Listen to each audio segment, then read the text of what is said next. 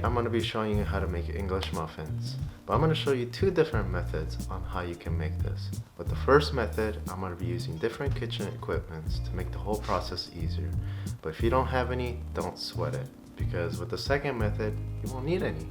So with all that said, let's jump right into today's video. Alright, so for our first method, we're going to be using the stand mixer to knead our dough. Now before we make this recipe, I want to talk real quickly about the hydration of the dough. I'm sure most of you can agree with this, but I think what makes a good English muffin is the nooks and crannies that you get when you split it in half with a fork. So for us to achieve that, our dough needs to have a high hydration to create bigger air bubbles during the fermentation process. Alright, now going back to the recipe, in the stand mixer bowl, combine 2 cups or 285 grams of bread flour with 1 teaspoon or 3 grams of instant dry yeast and 1 tablespoon or 12 grams of sugar. Give that a mix and then add in 1 cup or 200 grams of lukewarm milk with 1.5 tablespoon or 21 grams of soft or melted butter with half teaspoon or 3 grams of kosher salt and 1 whole whipped egg.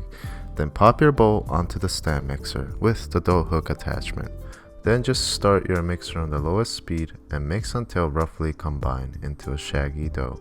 Then from here, you can increase the mixer to a moderate speed. Now the goal here is to develop elasticity of the gluten in our dough. So just let your mixer go for roughly about 5 to 8 minutes. You'll know when the dough has developed enough gluten, when it starts to pull away from the sides of the bowl. And when you pick up the dough, it should hold on to itself rather than break apart. Now from here, transfer the dough into a separate bowl that has been lightly oiled and cover it with the plastic wrap. Then place your dough somewhere warm to allow it to rise for about 2 hours. I like using my oven as a resting rack for this part. Alright, now on to the second method. Everything's pretty much the same all the way up until the kneading part, but this time we'll be combining our ingredients in a bowl and we'll mix it with our hand to form a rough dough. Then dump your dough onto your work surface that has been lightly dusted with flour. As I mentioned earlier, this dough is going to have a pretty high hydration, which means it'll be very sticky. So instead of kneading it, we're going to use the slap and fold method to develop the gluten in our dough. This method is pretty straightforward. All you're literally doing is picking up the dough and folding it as soon as you slap it onto your table. You're going to keep repeating this until your dough stops sticking to your table. Like I said earlier, the dough is going to be very sticky, so you want to do this as quickly as you can. It took me roughly about 15 minutes to get to this point, but you'll know when you are done when you can form your dough into a ball with a relatively smooth skin. Now if this is your first time doing this, it's normal to feel frustrated because as straightforward as it looks, it's very frustrating to work with the wet dough by hand. So if you get to this point, please take a step back and pat yourself on the back. Alright, now from here, like we did before, transfer your dough into a separate bowl that has been lightly oiled and cover it with a plastic wrap to rise for at least 2 hours. Alright, after 2 hours, your dough should have doubled in size. So now take your dough out of the bowl and place it onto your table that has been lightly dusted with flour.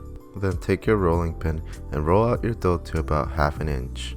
From here, we are going to take a medium-sized round cookie cutter mold and cut out our English muffins. Then place your English muffins onto a baking tray with a parchment paper that has been dusted with cornmeal. You can also keep cutting out more English muffins by bringing your excess dough back together and rolling them back out. Once you've cut out all your English muffins, dust the tops of your English muffins with more cornmeal and cover it with another baking tray or plastic wrap and let it rise again for about 30 minutes to an hour.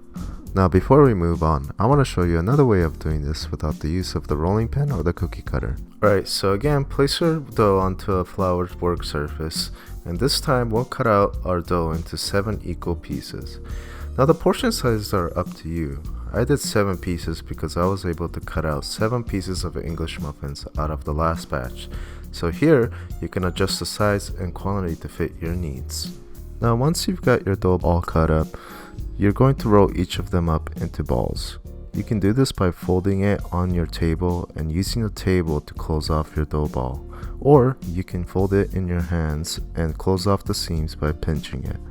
Also this time I have my cornmeal on a separate plate and I'm pressing my English muffins onto the cornmeal, making sure to get both sides.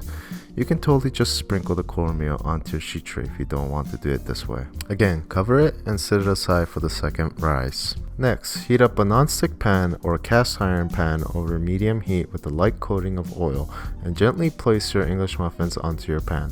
Once you get some nice brown color, flip it and do the same on the other side. Repeat this process to the rest of your English muffins and place the griddle ones back onto your sheet tray. Also, I forgot to mention earlier, on the ones that you rolled up into balls, if you let them rise in a circle round mold, you'll end up with a better looking end product when you cook with it on.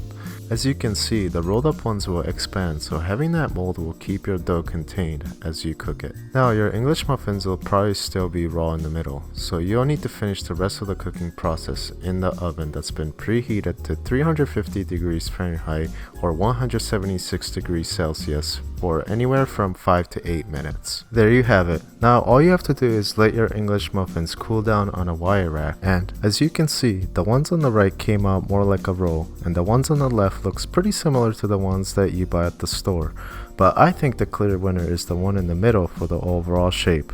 But any way you make these, I think these English muffins are great for a lot of things. I saw my girlfriend the other day making a salami sandwich with these, so I thought it would be great to show it off on here.